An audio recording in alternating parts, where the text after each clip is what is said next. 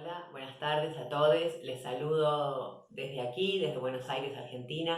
Mi nombre es Gabriela Alejandra Ramos. Estoy muy agradecida por la invitación a participar de este espacio. Les asombrará que una docente e investigadora que no es música esté conversando en este momento con ustedes, y es que vengo a compartir los resultados de una investigación que lleva casi 10 años en institutos de formación docente para músicos en los conservatorios municipales de la ciudad de Buenos Aires. Específicamente hoy para hablar sobre el tema de violencia de género.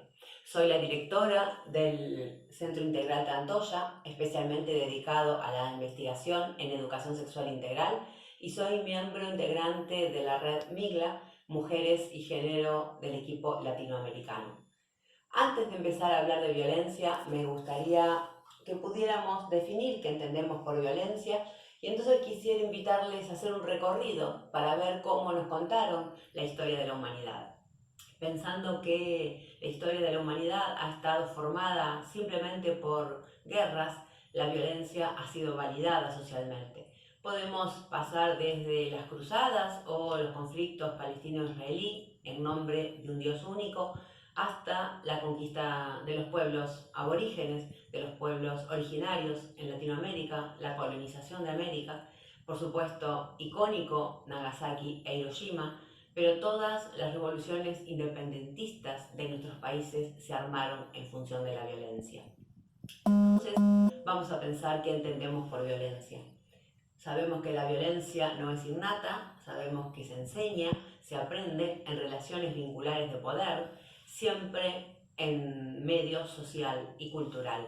Por lo tanto, las instituciones del Estado, las instituciones que socializan, la escuela, la familia, las iglesias, los medios de comunicación, son quienes transmiten y validan modelos vinculares violentos que después se reproducen. De alguna manera, si podemos enseñar matrices violentas, también podemos desaprenderlas y reaprenderlas. Entonces, en función de este marco para pensar la violencia, quisiera ahora, les contaba que soy argentina, a acercarles al recorrido que en nuestro país desde el año 2009 venimos haciendo con la Ley de Protección Integral de toda forma de violencia hacia las mujeres. La ley lleva por número 26485 y tiene 3 verbos muy importantes. La ley dice: prevenir, sancionar y erradicar toda forma de violencia en todos los ámbitos donde las mujeres desarrollamos nuestras relaciones interpersonales. Es muy importante porque amplía la vieja ley de violencia doméstica, pensando en que las mujeres podemos ser violentadas en otros ámbitos que no son exclusivamente el ámbito familiar.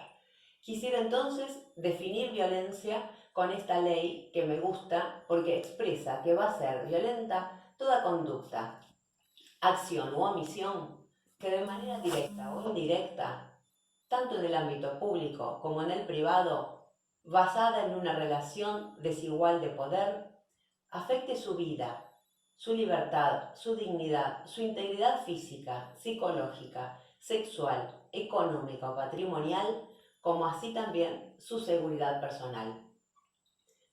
Esta ley es tan importante que incluye también a las violencias perpetradas por el Estado y sus agentes, quiere decir las fuerzas de seguridad. Esto nos permitió volver a llevar a juicio a los dictadores de la última dictadura militar en Argentina, que fue ciertamente muy sangrienta.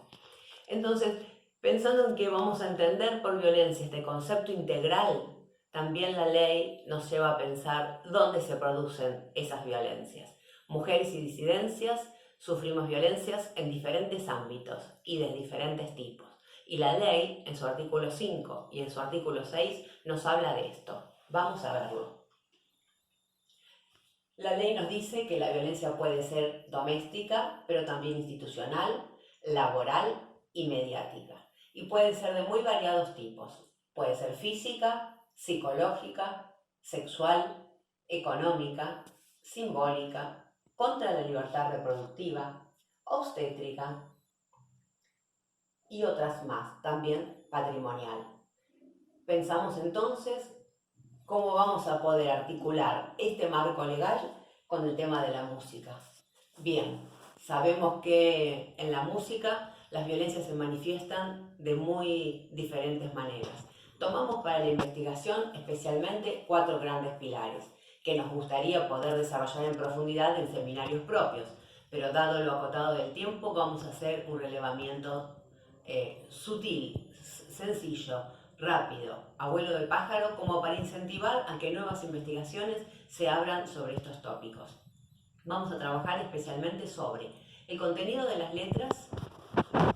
Vamos a trabajar especialmente sobre la representación de las mujeres en la industria cultural, sobre el grupo de fans a los que denominamos groupies y específicamente sobre la formación musical. Pues bien, entonces, vamos a empezar pensando en el contenido de las letras. Si entendemos que la música es una producción cultural, no va a estar alejada de todos los contenidos androcéntricos que el patriarcado ha producido. La historia, la ciencia, la religión, las leyes, también las músicas y las artes han estado atravesadas por contenidos androcéntricos. De tal modo que no hay género que escape a esto. Podemos pensar el tango, el reggaetón, la cumbia, las músicas latinoamericanas, el rock, y podríamos pensar que al ser músicas populares son músicas que están cargadas de violencia. Sin embargo, las músicas románticas del periodo romántico, del periodo clásico, la ópera, podríamos pensar Carmen de Bizet, está cargada de situaciones de violencia. En este momento yo traje solamente un recorte de 2 músicas para compartir con ustedes. Una muy conocida de Shakira, que se llama Ciega, Sorda y Muda, y la otra menos conocida tal vez, pero de un grupo de cumbia argentino que se llama Damas Gratis.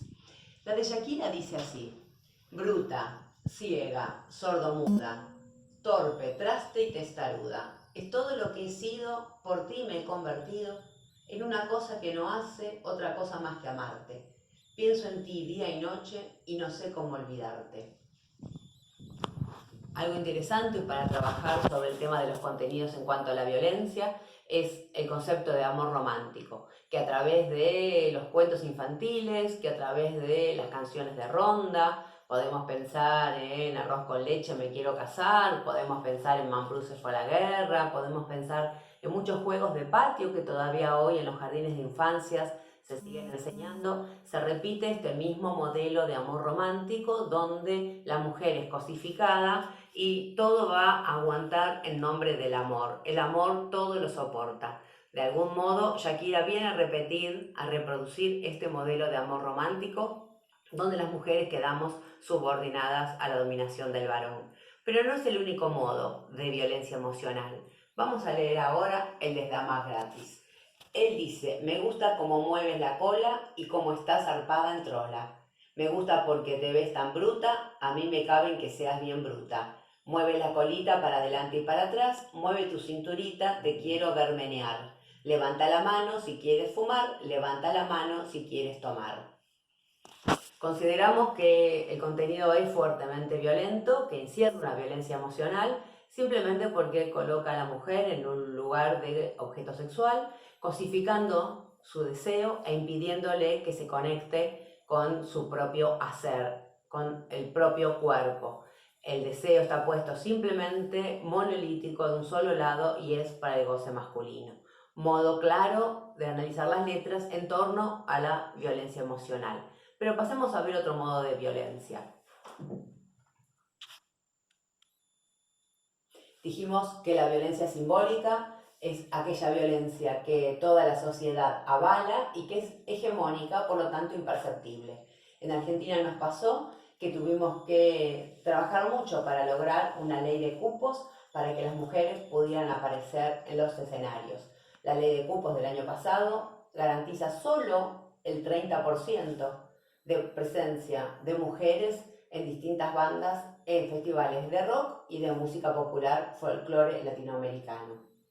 La encuesta nacional da lugar a pensar también que no es solo la subrepresentación en la producción cultural de la música, sino también en toda la industria musical, que es mucho más amplia que las cantantes y las músicas, que también tiene que ver con diferentes agrupaciones de mujeres que se encuentran en bambalinas para que efectivamente el escenario pueda parecer pleno y puede dar su espectáculo. Estoy hablando de mujeres que se dedican, por ejemplo, a la composición musical y también a colocar los instrumentos, a transportar los instrumentos y a todo lo que tiene que ver con las tecnologías de la información y la comunicación para la música.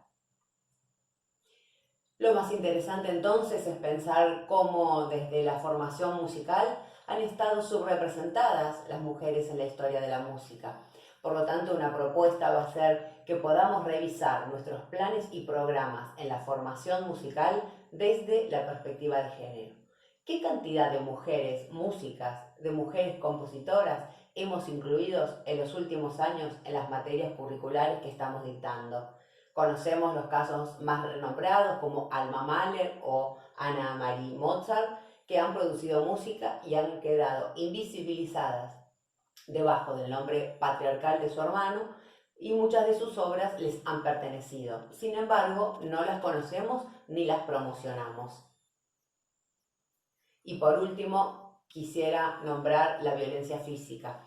Desde el año 2015, desde el movimiento del Me Too, muchas groupies, muchas fanáticas de determinados grupos musicales han hecho denuncias por haber sufrido situaciones de abuso y violación a distintos íconos del rock nacional argentino.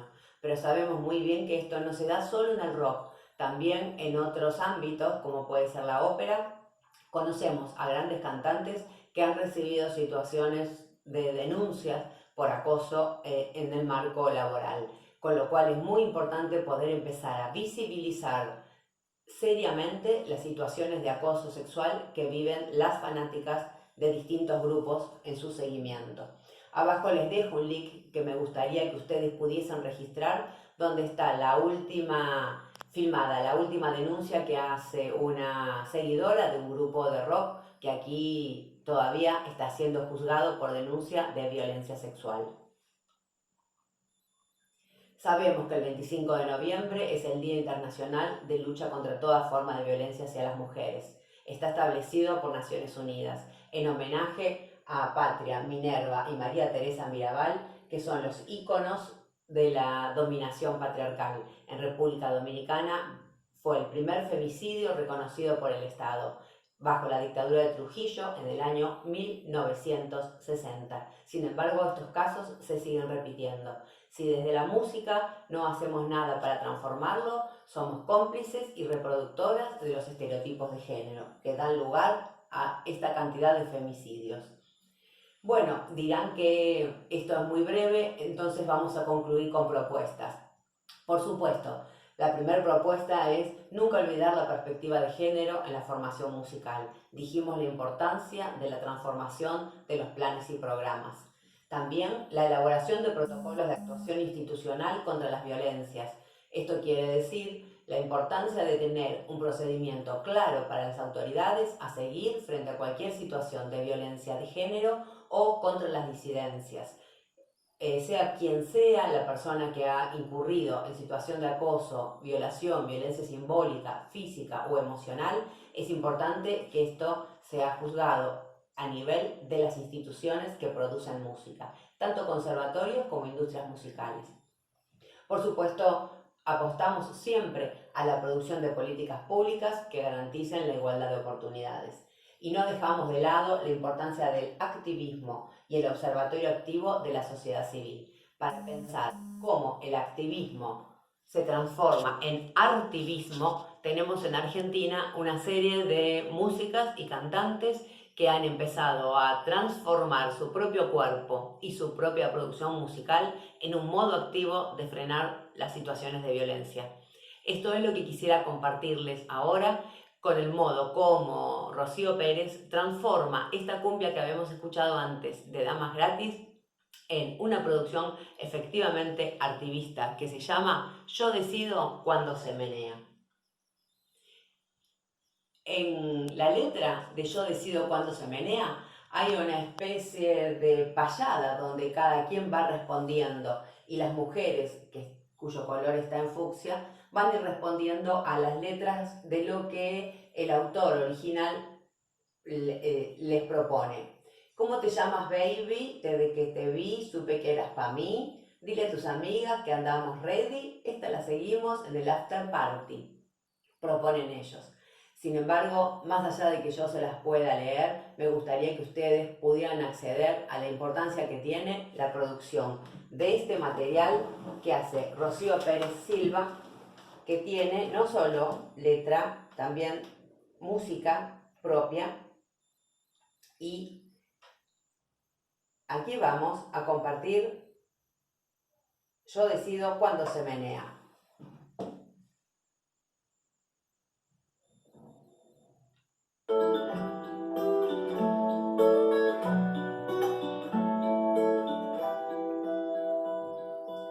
¿Cómo te llamas, baby? Desde que te vi supe que eras fan. Di a tus amigas que andamos ready. Esta la seguimos en el after party.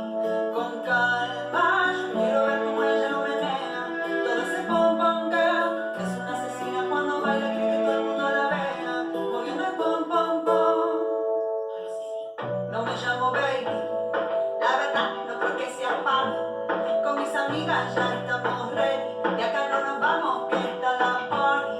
Con calma, que yo decido cuando se menea. Todo este pom pom girl. Soy una asesina cuando bailo, chupo huevo que me vean. Moviendo el pom pom girl. Con calma, que yo decido cuando se menea. Todo este pom pom girl. Tengo adrenalina, voy a la pista, voy y hago lo que quiera. Con este pom pom. Yo quiero estar solita, así que déjame. La noche toda mira y ella sabe. Qué buenas me dan de mirar de abajo este patriarcado. Yo digo lo bonito y si me tocan es un delito. No sé si como te pongo, mira cómo te lo quito. Arriba y en el negro no vamos a obedecer. Con prisa y sin pausa esto se va a caer. Quédate pa' ver que es el fuego de la tropa. Vamos a hacer arder tu calma. Que yo decido cuando se menea. Todo este pom pom girl. Soy una asesina cuando bailo y chupo huevo que me vean. Moviendo el pom pom girl con calma. Yo decido cuando se menea. Todo este pom pom girl. Tengo adrenalina, me la pista, voy y hago lo que quiera. Con este pom pom. Yo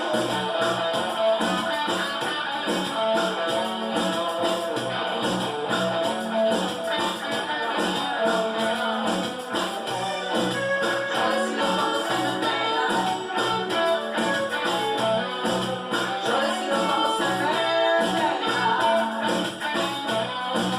Yo decido cuando se menea. Yo decido cuando se menea. Digo lo bailo y si me tocas es un delito. Deja de pajearte, ve que el mundo no es un mito. Todo tu machismo, heteronormatismo. Describes combatimos con educación y feminismo. Una sola regla, ahora que nos ven. Abajo el patriarcado se va a caer, se va a caer. Con calma, que yo decido cuando se menea. Todo este pom pom girl. Soy una asesina cuando bailo, chupo huevo que me vean. Moviendo el pom pom girl. Con calma, yo decido cuando se menea. Todo este pom pom girl. Tengo adrenalina, me la pista, voy y hago lo que quiera. Cuando quiera, como quiera, con quien quiera.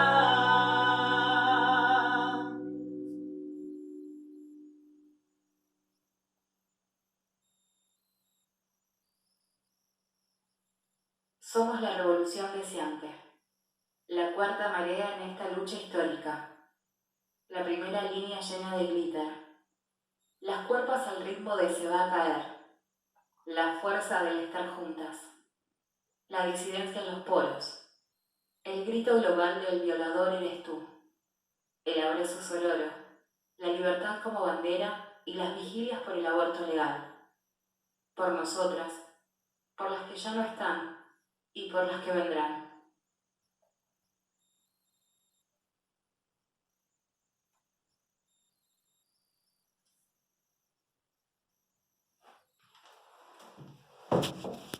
Bueno, vamos llegando al fin y la verdad es que quiero agradecerles nuevamente un montón desde aquí que hayan podido compartir este tiempo conmigo y pensar en que si hay dudas, sugerencias, preguntas, como me gustaría poder estar en el conservatorio compartiendo con ustedes, las podemos hacer a través de las redes sociales. Muchas gracias, compañeras, gracias por la invitación, gracias, compañeros, y a modificar esta sociedad que nos está oprimiendo a todos.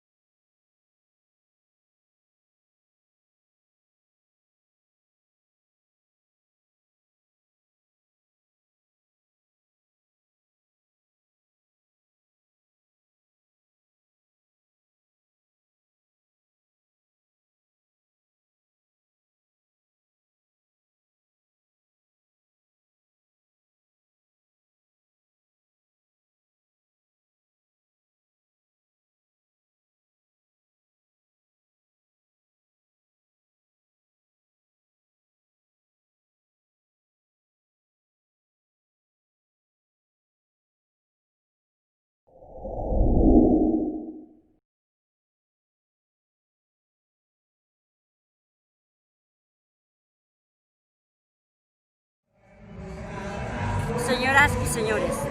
Vengo a contarles la historia de los muchachos de Soacha que fueran asesinados en el año 2008 en el mandato de Uribe y su ley de democracia.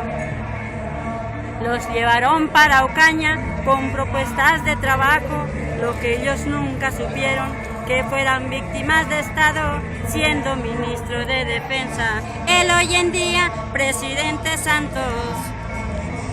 El gobierno los llamó los falsos positivos, como los muertos ya no hablan, fue un negocio bien lucrativo. Norte de Santander se bañó con sangre de héroes, mientras que la Brigada 15 así cobraba sus ascensos de sus múltiples asesinatos y violación a los derechos.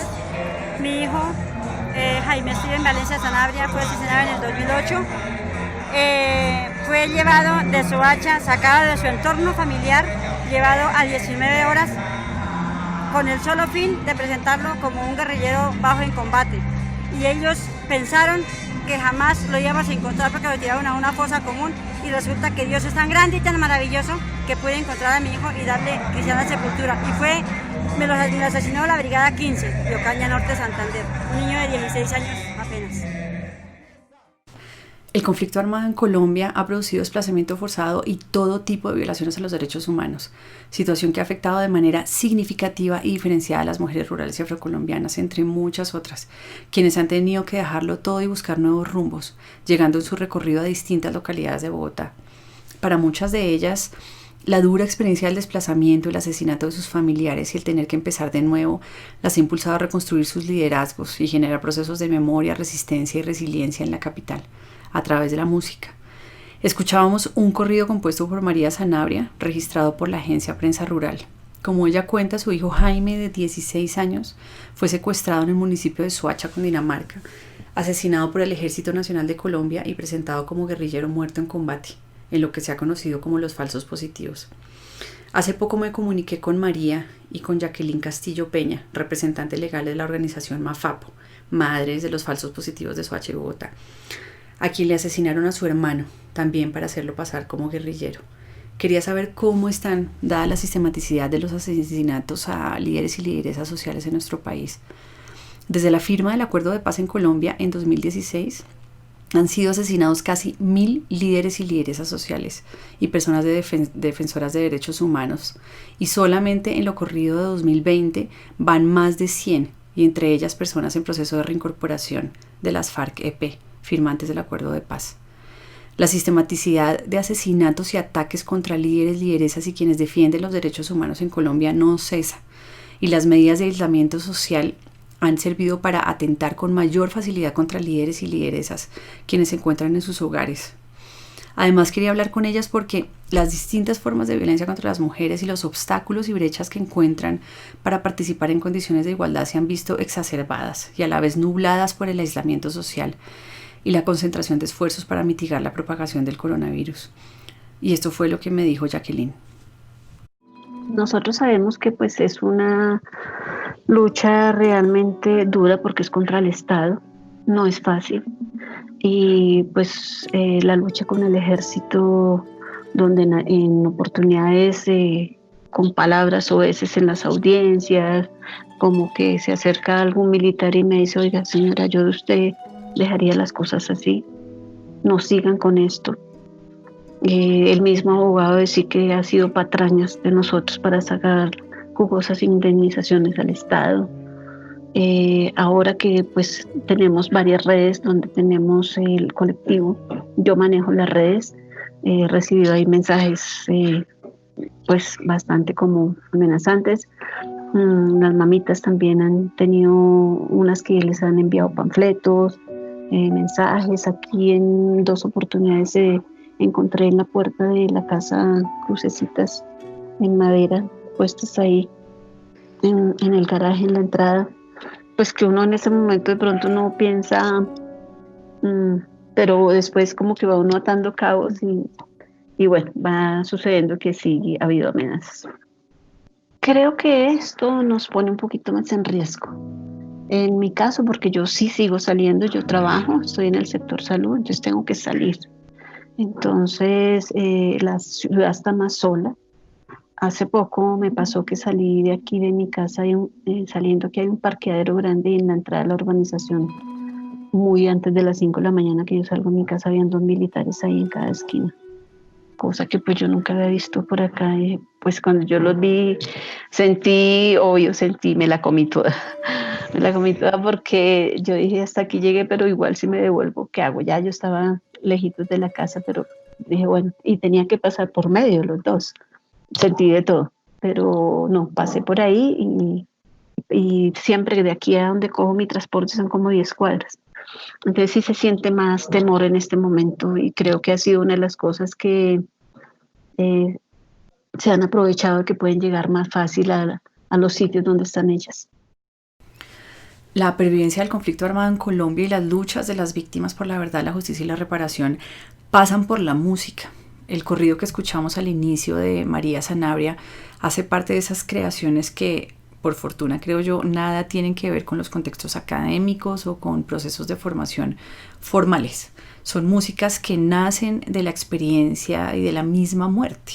No importa la desafinación, si está a tempo o no, si el registro sonoro es el adecuado, cantar se convierte para las mujeres en una de las formas más cercanas de reconstruir y sanar, entre comillas, las memorias del conflicto. Cercana no solo porque sus cantos llevan una historia ancestral y cotidiana, sino porque el canto, sus voces y composiciones son expresiones que hacen parte de sus cuerpos. En ellos se incorporan todos sus saberes, los sentires y territorios. El etnomusicólogo Steven Feld describe este fenómeno como acustemología, término que se refiere al mismo tiempo a la acústica, hacer y percibir sonidos, y a la epistemología, cómo se llega al conocimiento. El sonido es una manera de conocer el mundo, un hábitus, un mapa en donde los pueblos se pueden situar física y emocionalmente. Para Feld, el sonido emana de los cuerpos y también los penetra.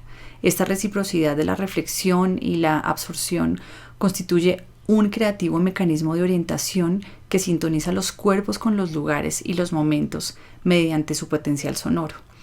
Dice Feld, entiendo por acustemología la investigación de las relaciones reflexivas e históricas entre oír y hablar, entre escuchar y producir sonidos. La sintonía de la que habla Feld no se refiere tanto a que la música pasa por el cuerpo, sino que la música hace parte de los cuerpos y emana de ellos, ¿no? Los sonidos. Nace en el momento en que estos se conectan con los sentires, con el territorio, con la memoria sonora y vívida de las mujeres en este caso. Son sus cuerpos los que resisten, recuerdan y recrean historias en medio de situaciones de violencia y conflicto que sus voces contribuyen a nombrar. En este sentido y con el objetivo de comprender la relación entre música y violencia, la etnomusicóloga colombiana Ana María Ochoa se refiere a los tipos de conocimientos musicales y sónicos y por tanto de redefinición de las prácticas de dar voz, sonar, escuchar o silenciar que surgen en contextos de violencia, lo que ella ha llamado acustemología de la violencia. El canto dice mucho, mucho, mucho. Por ejemplo, los muertos de nosotros, los revolucionarios, eso va con música. Entonces la gente que está ofendida, llorando, cambia de pensamiento cuando empieza a escuchar la música, porque la música te relaja y también es una terapia. El sol no brilla, la luna no alumbra más. Las aves ya se fueron y en el campo ya no están. Muchos momentos difíciles he vivido donde me he visto muerta en 3 ocasiones, pero gracias a Dios no fue posible. Dios, si no me he muerto, es porque Él me tiene para que siga denunciando y para que siga salvando muchas vidas de mucha gente que no tiene la posibilidad de hacer lo que yo tengo la capacidad que yo tengo. Dígame, señor gobierno, usted puede contestar. En Colombia fosas y tumbas es lo que falta por cavar, lo que falta por cavar, lo que falta por cavar, lo que falta por cavar. Hoy es el día de las víctimas. Nosotros decimos el día de la recuperación de los derechos de las víctimas, no de solidaridad con las víctimas. Una cosa es ser solidario yo con mi vecino, pero con los derechos de las víctimas no es solidaridad, sino cumplimiento. ¿Qué le pasó a las mujeres que no escuchó su cantar? Las mujeres ya llegaron, vinieron a denunciar, vinieron a denunciar, vinieron a denunciar, vinieron a denunciar. Escuchábamos un fragmento de la canción Fosas y Tumbas de Virgelina Chará, lideresa y defensora de derechos humanos afrocolombiana del departamento del Cauca en Colombia. Junto a ella cantan también dos lideresas del departamento de Nariño, otro de los tantos territorios que ha tenido que padecer el conflicto armado, Daira Elsa Quiñones Preciado y Luzaida Angulo Angulo.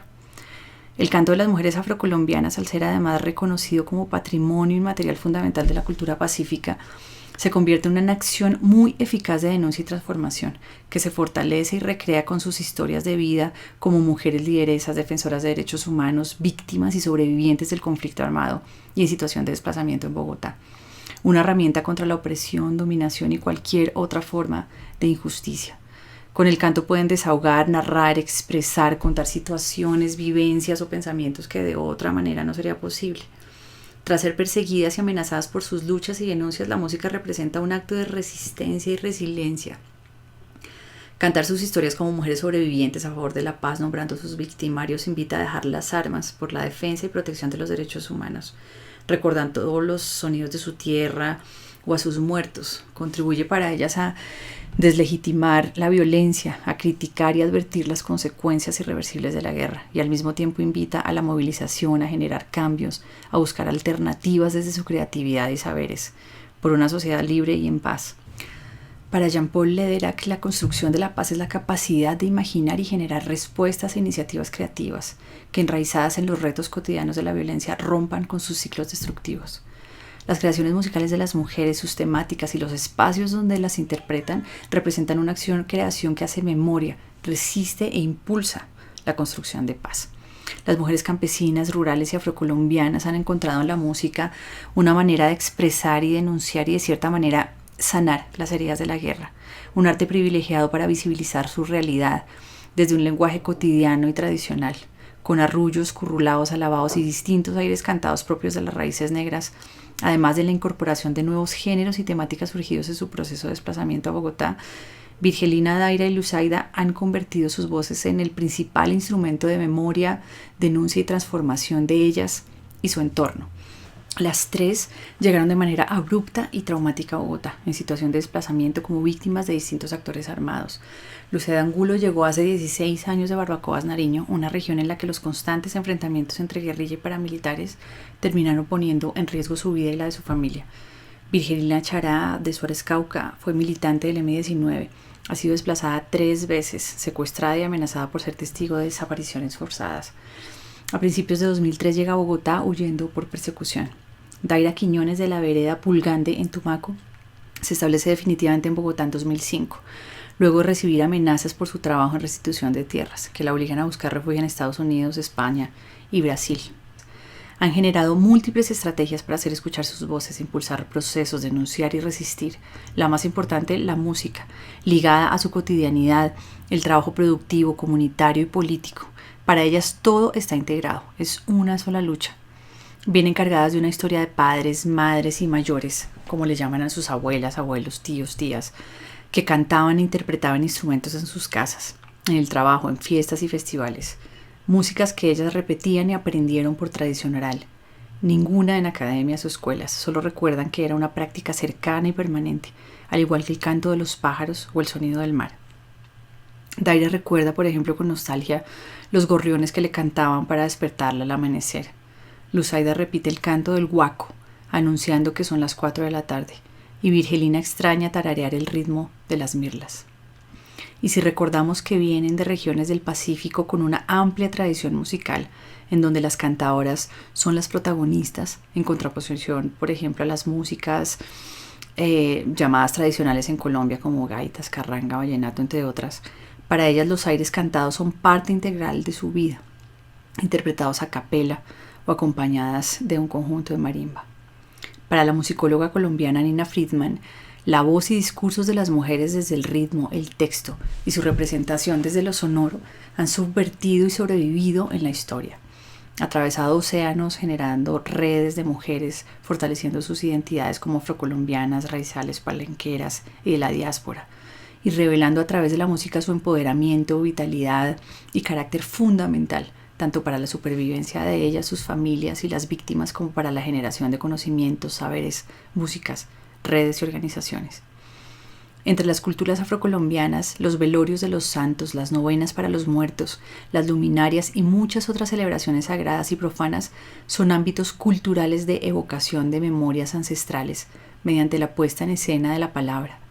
A pesar de los horrores de la trata y de la travesía transatlántica, las imágenes de las deidades, los recuerdos de los cuentos de los abuelos y los ritmos de las canciones y poesías atravesaron el océano, aferrados al alma de los cautivos.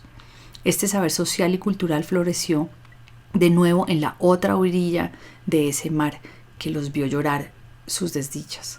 Más allá de los contenidos ideológicos y de los ambientes, pervive la fuerza de la palabra, que la convierte en un vehículo de comunicación sagrado, siempre ligada a las memorias ancestrales. Daira, Luzaida y Virgelina, además de ser víctimas directas del conflicto armado y el desplazamiento forzado, han tenido que vivir la exclusión y la vulnerabilidad histórica, propia de un pasado ancestral de esclavitud y de un color de piel que multiplica sobre sus cuerpos diversas discriminaciones. Para Friedman, las literaturas afrocolombianas conservan el legado ancestral de valores que aluden al ser individual y al ser colectivo. Entre ellos se destaca el profundo amor por la palabra. Según esta misma autora, los cuentos, las décimas, los rezos y las cantaoras rememoran el griot africano, relator de cosmovisiones, de historia y genealogías, de sabidurías sagradas y profanas. En sus regiones solían cantar una canción de cuna, un arrullo, currulaos o alabados tradicionales de temas bucólicos y cotidianos.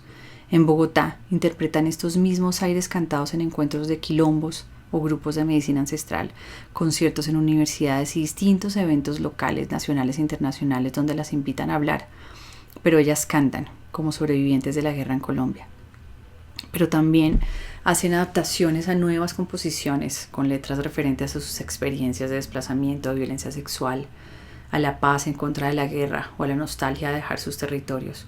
Y lo hacen desde sus cuerpos, a través de su voz, como aprendieron de sus ancestras.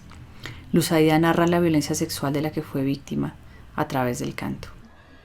¿Para qué me mandas carta viendo que no sé leer?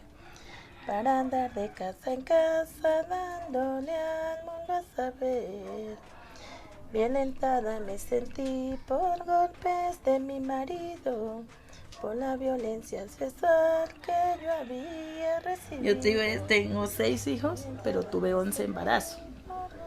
Sí, los 11 embarazos, pues nacieron los 6. Luzaida Angulo es coordinadora de la Fundación Black Sombra, a través de la cual ayudan a jóvenes en situación de desplazamiento y víctimas de la guerra que llegan a Bogotá. Al igual que muchas mujeres en Colombia y en el mundo, su cuerpo ha sido utilizado como instrumento de guerra. Pero estas violencias sistemáticas en medio de sociedades tan patriarcales las han llevado a impulsar procesos de resiliencia donde sus voces cantan por el derecho a una vida libre de violencias. Daira Quiñones, cuando es invitada a conversatorios a nivel nacional e internacional a hablar sobre su historia de vida y su lucha como defensora de derechos humanos, canta. Su discurso se vuelve canción, agradece a la vida e invita a la reconciliación, a respetar y proteger la tierra y a otros seres vivos. En su canción La vida es un poema, Daira no pierde la esperanza. La vida es un gran poema y que viva la vida. En Colombia nos desplazan y nos matan sin disparar. En Colombia nos desplazan y nos matan sin disparar. Porque algunos han perdido toda sensibilidad. Y yo no vengo a llorar, la vida me puso aquí y yo no vengo a llorar. La vida me puso aquí para seguir denunciando lo que nos sigue pasando, para seguir denunciando lo que nos sigue pasando, porque la vida es amor, la vida es canción, que viva la vida es como un poema y que viva la vida, y yo voy cantando, voy caminando, cantando voy, que viva la vida, yo voy cantando por la dignidad, que viva la vida.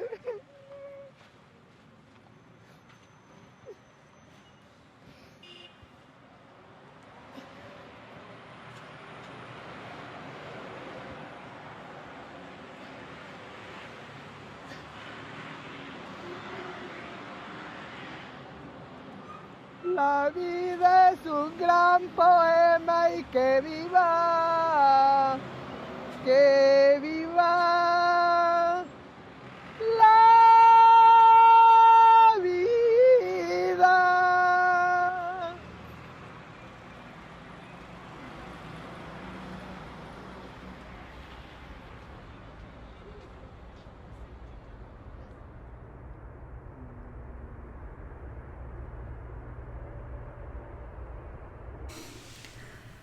Al igual que las aves que se fueron del campo por la violencia, como narra la canción de Virgilina, estas lideresas fueron silenciadas en sus territorios, pero resistieron y lo recrearon en Bogotá. Viajando juntas como pájaros que con sus cantos guían las bandadas a nuevos rumbos, estas mujeres impulsan espacios para apoyar e inspirar a otras víctimas. Con su cuerpo y voz como instrumento de creación, seguirán sembrando con su canto un discurso que revive, transforma, construye y reconstruye la verdad y la reconciliación, no de manera estática, inmóvil como parte de un museo de la memoria, sino como memoria viva que genera permanente movilización con sus cuerpos y voces. Para terminar, quería contarles que la mayoría de los videos que están en esta ponencia hacen parte del documental que hicimos junto con Adrián Villadávila llamado ¿Por qué cantan las aves?, una investigación sobre mujeres, música, conflicto armado y resiliencia. Hasta finales de septiembre se podrá ver de forma gratuita y abrimos una Vaki para quienes quieran donar y así poder apoyar a estas lideresas tan valiosas en este difícil momento por el que están pasando, dada la coyuntura por COVID-19. Bienvenidas a verlo.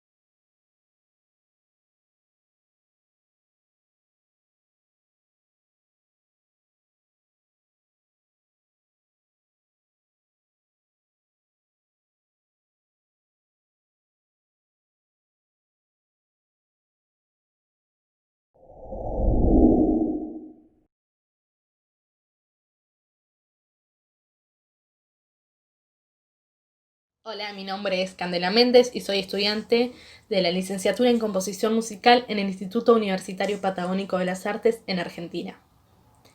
En esta ponencia lo que quiero hablar es sobre el tema de protocolos y violencia de género. En específico es porque es algo que me tocó vivir muy de cerca. Hasta hace unos años en mi universidad no había un protocolo que nos defendiera frente a situaciones de violencia. Y a raíz de eso, en el 2018, con un grupo de alumnas de diferentes ramas del arte, nos reunimos para poder formar la CAMLT, la Comisión de Artistas Mujeres, Lesbianas y Trans, y así poder formar el protocolo. Un grupo de alumnas se tuvo que reunir para poder exigir un protocolo y armarlo, porque la mayoría de las universidades, por ejemplo, acá en Argentina, el protocolo se rige bajo un consejo superior. Y en mi universidad hasta el día de hoy no tenemos consejo superior, entonces la excusa que nos metieron durante años fue esa: no tenemos consejo superior, no podemos proporcionarle un protocolo. Y hubieron muchos casos que pasaron al olvido. Al olvido de les directives, pero no de les alumnes, que seguimos luchando hasta el día de hoy para que algunos casos no sean olvidados y que ciertos docentes no sigan trabajando, o también en casos con alumnos.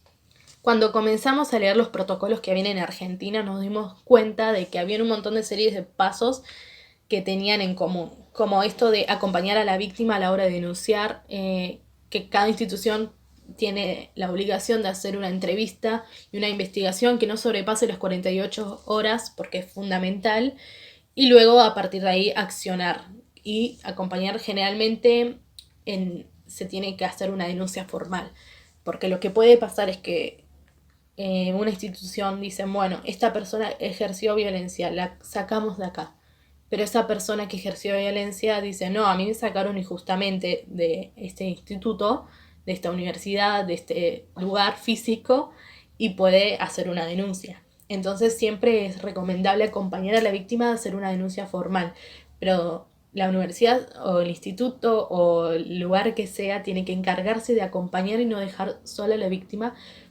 porque está en un momento vulnerable donde no puede actuar.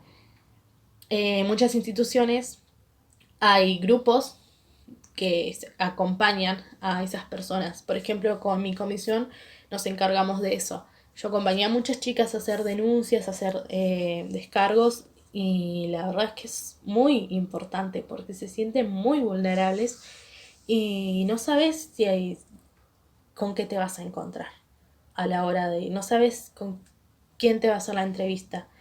Se trata de que la entrevista lo haga una persona del sector de salud profesional con perspectiva de género, pero también es una realidad que no ocurre siempre. No todos los profesionales de la salud tienen perspectiva de género, entonces eso también genera un poco de desconfianza. Pero bueno, hay que empezar a ir mejorando los mecanismos, pero en rasgos generales esos serían los principales pasos que hay que seguir. Otra cosa que notamos es que ninguno de los protocolos está escrito en lenguaje inclusivo, y ahí es donde quiero hacer foco también de lo que ocurre.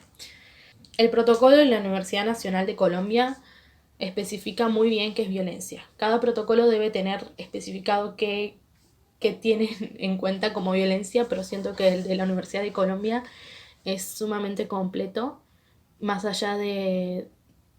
Voy a ver si los puedo poner acá porque por ahí son muchas las cosas, pero hablamos de agresiones físicas, verbales, acoso, pornografía, femicidios, entre un montón de cosas, ¿no? que se considera violencia, pero siento que ese protocolo es mucho más específico que otros que lo tienen como más generalizado. En cuanto a formas de actuar que tienen cada protocolo, se basan en lo que son las leyes de su país, de su región. No todos los países latinoamericanos tienen las mismas leyes, es una realidad.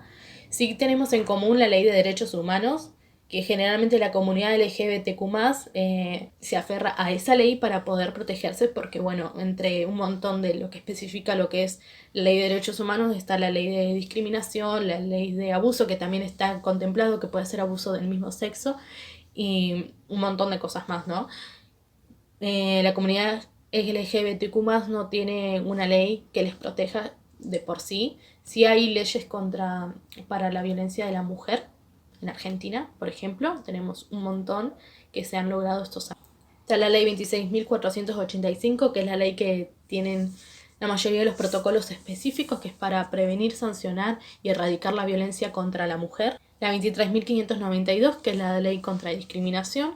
Son leyes, digamos, generales que están, pero que, por ejemplo, están en Argentina. No estoy del todo segura si están en países latinoamericanos, porque cuando leí los protocolos no especifican demasiado ese tipo de leyes. Sí hablan de leyes como derechos del niño también, pero no he visto así. Disculpen si no tengo esa información, me gustaría dialogarlo, pero no tengo algo que hable específicamente de la violencia contra la mujer o de la comunidad LGBTQ+.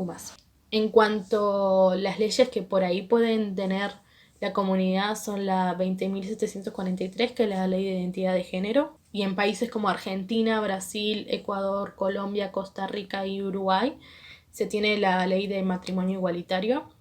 Eso es hablando de las leyes que puede tener la comunidad LGBTQ+, también están en Argentina, en Chile, Colombia y Uruguay. También está la ley de cambio de nombre y de género a través de un proceso administrativo.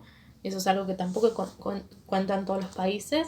Así que yo creo que a la hora de que pensemos en cómo podemos tener un protocolo, hay que tener muy en cuenta las leyes. Yo ahora hablé de poquitas, muy por encima, pero hay un montón. Me gustaría después hacer un listado con los artículos, con el número de ley que hay en cada país. Quizás no tengo el acceso a todos los países, pero he recolectado bastante. En Argentina tengo un montón. Bueno, me estaba olvidando, en Latinoamérica tenemos la ley Belén do Pará, que es la ley que tiene Latinoamérica para prevenir, sancionar y erradicar la violencia contra la mujer. Ya había hablado de la ley que estaba en Argentina específicamente, pero a nivel latinoamericano esa es la más importante que tenemos. Así que mi idea es poder pasar algún tipo de documento donde estén esas leyes, artículos, porque a la hora de hablar de protocolos tenemos que tener en cuenta las leyes que nos protegen en nuestros países y en nuestras regiones. Podemos crear uno a nivel latinoamericano donde lleguemos a algunas cosas de acuerdo, pero no se va a poder accionar de la misma manera. Quizás habría que buscar las leyes en común como la de Belén do Pará, pero estamos hablando específicamente de la mujer. O la ley de derechos humanos, que ahí puede proteger a todo ser humano, pero ya de por sí algunas son más específicas de los países. Hay que también pensar que a la hora de hacer una denuncia o un acompañamiento, la víctima siempre tiene que estar protegida y de acuerdo. El otro día me acordaba del tema de los escrachos, que acá le decimos escrachos, en Argentina no sé cómo le dicen, cuando expones a esa persona que ejerció violencia de forma masiva. Bueno, acá le decimos escrachos.